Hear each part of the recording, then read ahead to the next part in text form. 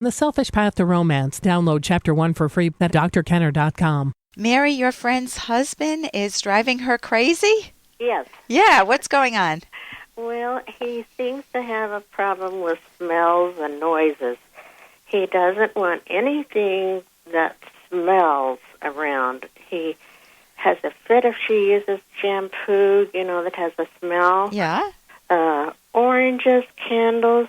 He wants nothing around that smells and just has an absolute fit.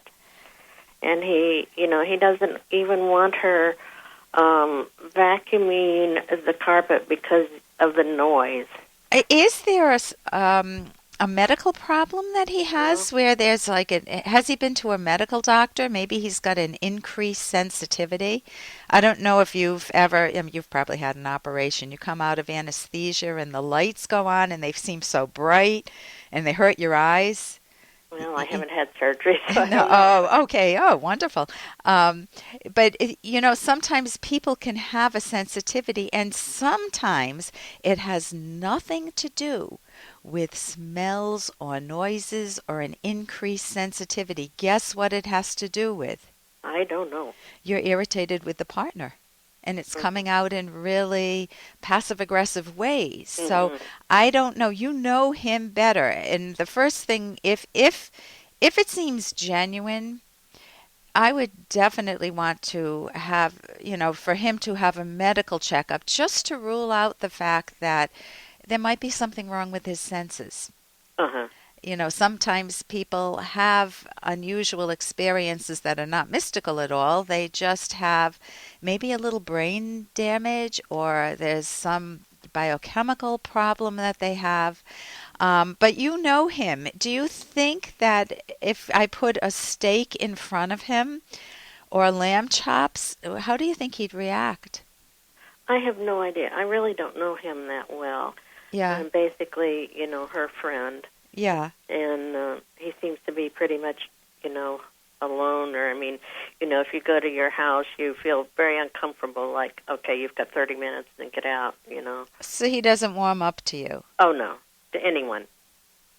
What do you know about him? Hey, I got to interrupt this because we've got to pay some bills. 30 seconds, that's it. A very quick ad, and then Ellen will be back. Romance. I wish I knew more about what girls want from a relationship. Boy, I wish I knew more about what I want. Where's that ad I saw? Here it is. The Selfish Path to Romance, a serious romance guidebook. Download Chapter 1 for free at selfishromance.com and buy it at amazon.com. Huh. The Selfish Path to Romance. That is interesting. If you go to your house, you feel very uncomfortable, like, okay, you've got 30 minutes, then get out, So he doesn't warm up to you? Oh, no, to anyone. What do you know about him? Well, he's retired, and basically, seems to me like he just stays home and doesn't have friends or anything, to do anything with. Okay. It just seems to me make her life miserable. I couldn't take it, So you would divorce. You would say sayonara. I'd say adios. And then you would, I love it, adios. And then you'd go celebrate. Yeah. I have told her before, I think he knows this irritates you, and so he's going to do it. So he's retired, and he doesn't have any purpose in his life? Nothing to keep his mind alive? I don't, he does some woodwork thing, but, that's just very little. And woodwork smells. I love the smell of it. Yeah, I have told her before, I think he knows this irritates you, and so he's going to do it. So he's retired, and he doesn't have any purpose in his life? Nothing. So I don't know where... Well, he carves, so... Oh, so it's a quiet woodworking. Yeah. Okay. But you have ears for a reason and you have a nose for a reason. Mm-hmm. I mean, if he didn't like the noise, he could certainly get earmuffs and wear them around the house. I suggested to her, for Christmas, earplugs, but she said he already has them. Yeah, the problem is, I don't think that's the problem. If he is older, I don't know. You say he's retired. I don't know if I he's in think his. he's probably like 70. And she's how old? She's going to be 67. Okay. How long have they been married? A long time. Oh, so why is she just complaining now? Well, I don't know that it's just now, but she complains to me. You know. Oh, well, then that's a friendship issue. If I had a friend who constantly said, you know something, I've got a splinter in my foot and my foot's really hurting me, what would you think I would say to the friend? Take it out. Take it out. Oh, no, I don't think I can. And then I see them the next time and they say, I got a splinter in my foot. Oh, my God, look at it. It's infected now. Doesn't it look bad? Uh-huh. What do you want to say to them? Well, I have said leave or tell him to leave. Right. And at that age, they don't want to, or the finances no, she thinks are tight. she can't afford to, which she could financially. Right. She So thinks would she she go to can. counseling? Would she get, have somebody I don't mean because she's got problems. Well, she does. It sounds like if she's unhappily married. Uh-huh. I mean more to help her do her own thinking with some guidance from a therapist or a counselor. Would she consider that? I doubt if she would, but I could suggest it. Yeah, that would be great. She could even go to a cognitive therapist. It's an odd name, but it just means a thinking therapist. There's a website, academyofct.org. It's what? Academy Uh-huh. of CT, all one word, .org. And you can find a website in your neck of the woods. Uh-huh. The other thing is, I've worked with older couples, and sometimes they'll come in and one will, they're just beating up on each other. Don't turn up the heat. Well, I don't want you to turn on that radio. And Uh-huh. and the years and decades of anger is built up so that it's really, really painful to live in that climate, in that house. Yeah. And so the question is she a good friend for you? Is she someone that you can relate to? And if you share other issues, that's fine. If she keeps bringing up the husband but doesn't want to do anything about it, you can just mention that point that, it sounds like you've been happily unmarried for a long time, and it sounds like that's not going to change. Let's talk about something that, we both enjoy, whether it's knitting or reading or, I don't know, whatever you guys, what do you enjoy doing together? Well, we both do craft things. Oh, then enjoy the crafts, but just take Well, her off the topic of her husband if it keeps going there and nothing can change, because you're not going to change her.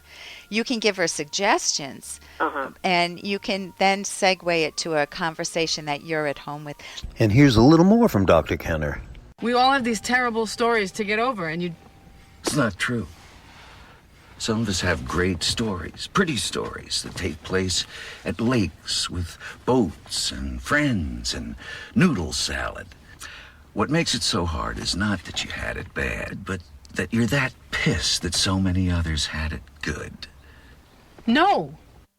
And that is envy. That describes envy, when it's not that you want to focus on the good in your life, but you really want to play the pity card so that people who do focus on the better things in their life, even if they have bumps in the road, feel badly when they're around you. And that is not a way to connect. If you find that you are envious, if you find that Dr. Ed Locke on romance, you can check that out.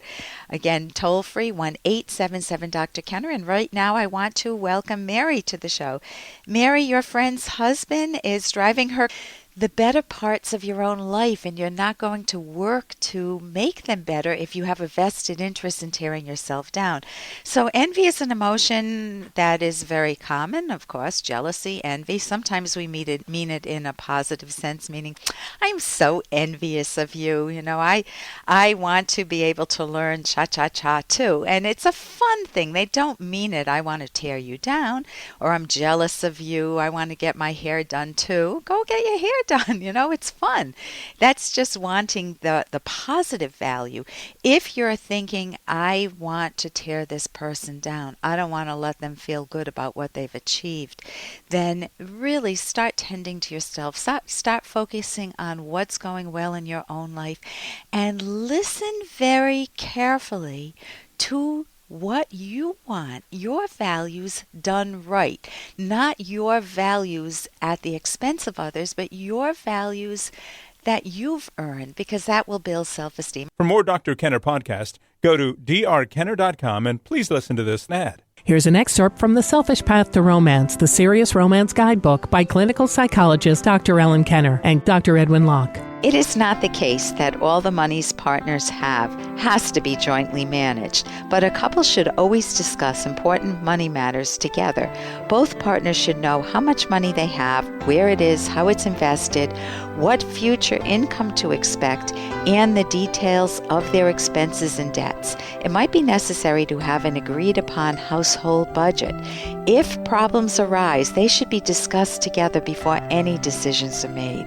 A partner should share information about financial problems in his or her business, and both should fully understand all financial aspects of wills and other legal documents, such as leases or property titles. If you do not have a will, be sure to write one. You can download Chapter 1 for free by going to drkenner.com, and you can buy the book at amazon.com.